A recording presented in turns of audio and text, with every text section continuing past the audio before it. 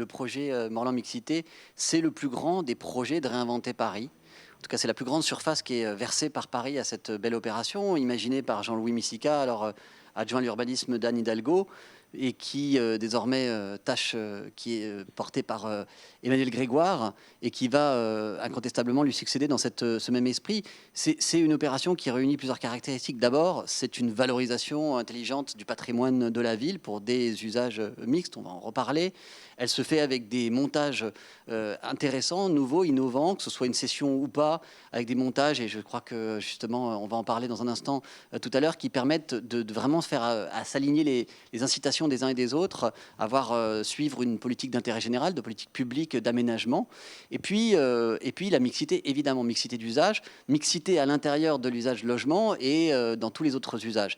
Et de ce point de vue-là, évidemment, on est très très heureux de ce projet Morlan, parce que, et si cette fois je m'intéresse au quartier dans lequel il s'insère, c'est un projet qui intervient dans un triangle. Alors, j'hésite à parler de délaissé urbain pour un endroit aussi magnifique qui est une ancienne île en réalité, qui a été rattachée au continent, j'allais dire, de Paris-Centre, qui jouxte le pavillon de l'Arsenal, la Bibliothèque nationale de France à l'Arsenal, la garde républicaine, mais qui, par la proximité de ses illustres voisins, qui sont des administrations, et puis évidemment la tour Morlan elle-même, qui était d'abord préfecture de la Seine, puis bâtiment de la ville, eh bien, a souffert d'avoir pas tellement d'animation, pas beaucoup d'habitants, et ça fait un siècle et demi que les élus parisiens débattaient de comment relancer ce quartier. Eh bien voilà, ce projet est là pour ça, d'abord en y injectant des habitants, et c'est remarquable, c'est près de 200 même 50, plus de 250 logements, si on prend en compte la partie privée, avec toute la gamme, depuis le logement social, très social, jusqu'au logement intermédiaire.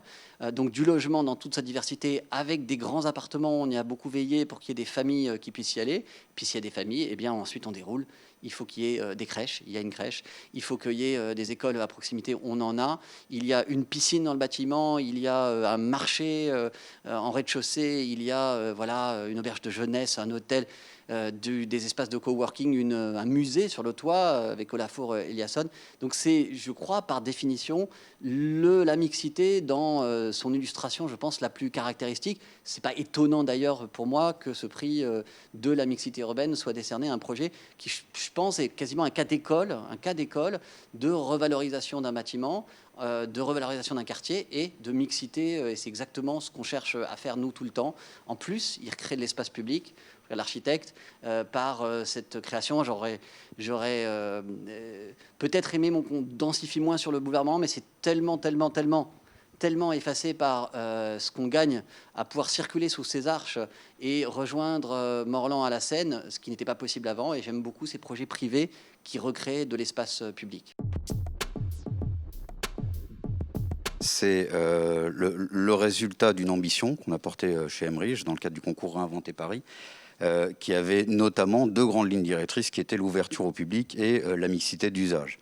En ce qui concerne l'opération en tant que telle, on est sur un patrimoine existant qui appartenait à la ville de Paris d'un peu plus de 43 000 m², pour lequel on a voulu intégrer un nouveau morceau de ville, si je peux le qualifier ainsi, sur 43 000 m² à l'échelle de Paris-Centre, et qui va donc accueillir un certain nombre de programmes qui sont à la fois des programmes de logement résidentiel sur 15 000 m² environ pour partie logements sociaux jusqu'à logements accession en passant par les logements intermédiaires.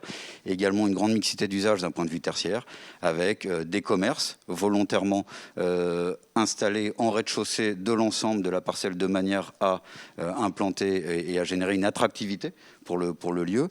Un hôtel 5 étoiles qui va se déployer dans les derniers étages de la tour avec une intervention magistrale d'Olafur Eliasson qui va y intégrer une œuvre d'art au 15e et au 16e étage, au lieu et place d'un bar et d'un restaurant à venir, une auberge de jeunesse, des bureaux, un fitness, une piscine et toute une somme de programmation. Pour cette opération, on n'aurait pas pu la faire sans s'entourer d'un grand nombre de compétences. Alors ça va être compliqué de citer tout le monde parce que l'opération est vraiment extrêmement conséquente, mais notamment de David Chipperfield et de son équipe, David Chipperfield Architects, qui est basé à Berlin, représenté par BRS ici à Paris, de Calc Architecture architecture pour l'intervention architecturale française, de Michel Desvignes pour le paysage. On a apporté une touche de végétalisation très conséquente sur l'opération qui le méritait dans le cadre de sa projection au XXIe siècle. Et également, je disais tout à l'heure, de la Four Eliasson et de Studio Other Spaces. Enfin, et pour finir, on n'aurait pas pu faire cette opération sans les utilisateurs qui ont cru en le projet dès le départ, mais également sans un certain nombre d'investisseurs.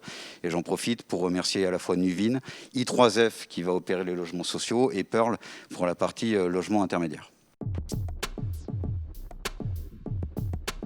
Tout d'abord, il fallait trouver les bons enjeux pour accompagner en fait cette volonté en fait de transformation. Donc, je pense que la première sur laquelle on était très vite d'accord, c'était d'opérer l'ouverture de ce site, parce que c'était un site qui était relativement fermé. Donc, on a tout œuvré en fait pour créer une promenade architecturale qui relie le boulevard Morland avec les berges de Seine. Donc, ça, c'était vraiment la première importance. La deuxième importance, c'était, on peut le dire, peut-être adoucir ce bâtiment qui était quand même extrêmement autoritaire en fait dans son contexte urbain. Et tout à l'heure, Monsieur le maire l'a évoqué, la fermeture sur le boulevard Morland. L'idée, c'était de prendre à cet ensemble l'autorité et de l'insérer en fait dans un gabarit, je dirais, parisien. Pour adoucir ce bâtiment, on a accroché, par exemple, énormément de balcons pour asseoir la transformation d'un bâtiment administratif en un bâtiment habité par des habitants parisiens. Et ça, c'était extrêmement important. Après, un troisième élément qui était très important, mais vraiment très important, parce que c'est un très beau bâtiment, mine de rien. Et donc, c'était d'amener suffisamment de respect à ce bâtiment et de le choyer, de le comprendre et de asseoir cette transformation de manière très subtile pour que l'âme de ce bâtiment puisse continuer en fait, à rayonner sur Paris. Donc ça, c'était les trois éléments qui étaient extrêmement importants pour trouver, je dirais, le langage architectural pour accompagner cette transformation. Ce qu'on voit peut-être le plus à la fin, ça serait les voûtes qui résument l'ensemble en fait, de ces volontés, donc adoucir le bâtiment. C'est pour ça un langage architectural qui fait volontairement rupture avec l'étroitesse, je dirais, en fait, du bâtiment, mais qui accompagne le visiteur, qui accompagne le Parisien à travers l'îlot jusqu'aux berges de Seine et qui assoit effectivement cette belle rénovation, extension dans un cadre paysager qui était dessiné par Michel Desvignes. Chevreux, c'est un cabinet de courtage qui est spécialisé en assurance construction. Donc on est là pour accompagner, pour conseiller les promoteurs en amont de leur projet pour qu'ils soient voilà, le mieux couverts, je dirais, en cas de problème, quand il y en a. Ce n'est pas toujours le cas. Mais, voilà, c'est un cabinet qui existe depuis une vingtaine d'années et c'est vraiment notre cœur de cible, c'est d'accompagner le promoteur. Maintenant, sur le prix cette année de mixité urbaine, je rappelle juste trois petites choses, les trois critères principaux de choix, parce que c'était un choix difficile cette année, parce que, tu disais, M. Bloch, tout à l'heure, il y a eu 25 projets présentés. Il y a d'abord un premier critère qui est un critère de surface. Donc, il faut que chaque projet présenté ait au minimum 5000 m² de surface plancher avec à minima 2 bâtiments. Pour Morland, on est largement dans les clous. Après, il y a effectivement ce critère de mixité urbaine. Donc, ça veut dire d'être sur un projet qui va apporter du service à la personne, du service aux entreprises, qui va pouvoir proposer des logements aussi bien, vous l'avez dit tout à l'heure, Monsieur Bloch, en social, en acquisition libre, en accompagné. Et puis, il y a ce critère, je dirais, architectural de la beauté du projet qui est plus subjectif, parce que chacun voilà, voit ça comme il le peut avec son ressenti. Alors après, il y a eu effectivement 25 projets présentés, qui avaient tous beaucoup de qualité et beaucoup d'attrait. Mais Morland est sorti du lot parce que, vous l'avez dit, Monsieur le maire, tout à l'heure, ça a été un projet qui a remodelé, restructuré quelque chose d'existant depuis longtemps sur le boulevard Morland, tout en apportant du neuf. Et puis, surtout, qui a apporté... vous arrivez à Morland, vous pouvez habiter, vous pouvez travailler, vous pouvez consommer, vous pouvez vous divertir, vous pouvez aller à l'hôtel, vous pouvez laisser vos enfants. Enfin, voilà, il y a une multitude de services. On en parlait tout à l'heure en aparté, c'est-à-dire quelqu'un qui vient travailler à Morland, il peut laisser son enfant à la crèche. Entre midi et 2, il va faire des courses. Il y a un marché bio qui est extraordinaire. Il peut aller faire une longueur de piscine.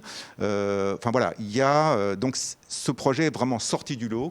Et nous, on est très très heureux de remettre ce projet à Emerich parce que voilà, il le mérite largement.